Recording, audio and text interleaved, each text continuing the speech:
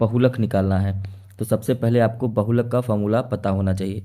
तो आप कहेंगे कि बहुलक का फॉर्मूला, बहुलक बराबर होता क्या है? तो आप कहेंगे कि बहुलक बराबर होता है L प्लस ब्रैकेट में F1 माइनस F0 बटे में 2F1 minus F0 minus F2 bracket बंद करेंगे इंटू H। ये जो होता है ये बहुलक होता है। अब आपको यहाँ पे सभी का मान पता होना चाहिए। तो यहाँ पर देखिए जो सबसे बड़ा अंक है बारंबारता में, तो कहेंगे बारंबारता में सबसे बड़ा अंक, तो बारंबारता में सबसे बड़ा अंक क्या है? तो आप कहेंगे कि 12 है।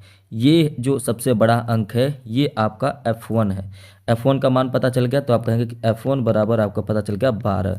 इसके जस्ट पहले तो क्या हो जाएगा, ये जो 10 है ये F0 हो जाएगा। तो F0 का मान कितना हो गया? 10। और इसके जस्ट बाद ये जो है ये F2 हो गया। तो आप देखेंगे F1, F0 और F2 का मान का पता चल गया। अब आपको क्या चाहिए? अब आपको चाहिए यहाँ पे L।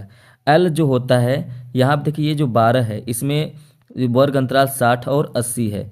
इसमें जो छोटा होता है निम्न सीमा उसी को यहाँ पे L कहते हैं। तो L बराबर क्या हो जाएगा? कहेंगे कि L बराबर आ गया 60। अच्छा, यहाँ पर आपको पता करना है H। H जो होता है इन दोनों के बीच का डिफरेंस होता है। सभी में डिफरेंस, सभी में अंतर समान होता है। तो कहेंगे अंतर कितने का है? तो कहेंगे 20 का। यही अंतर आपका 20 जो है, यहाँ पे सभी का मान पता चल गया। अब इस फॉर्मूला पे रखते हैं बहुलक बराबर क्या होता है? तो आप कहेंगे कि बहुलक बराबर होता है L। तो L का मान कितना है? तो L का मान हो गया 60 प्लस F1 का मान कितना है? कहेंगे 12 माइनस F0 का मान कितना है?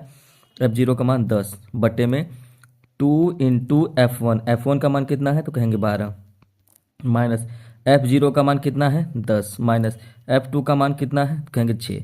तो ये सभी मान आपने रख लिया इंटू H का मान कितना है? 20 है। अब इसको हम लोग करेंगे सॉल्व। 60 प्लस ब्रैकेट में ये 2 हो जाएगा, 12 में से 10 जाएगा, 12 दूनी 24, 24 में से आप 10 घटाएंगे 14 हो जाएगा, 14 में से फिर आप 6 घटा देंगे तो 8 आ जाएगा। नीचे क्या आ गया? 8 इंटू 20। अब ये देखिए क्या हो गया, बराबर 60 प्लस 2 बटे 8 गुणे 20। 2 चौका 8 होता है, 4 पंचे 20 होता है। इधर आ गया 60 प्लस 5 तो कितना आ गया? कहेंगे 65।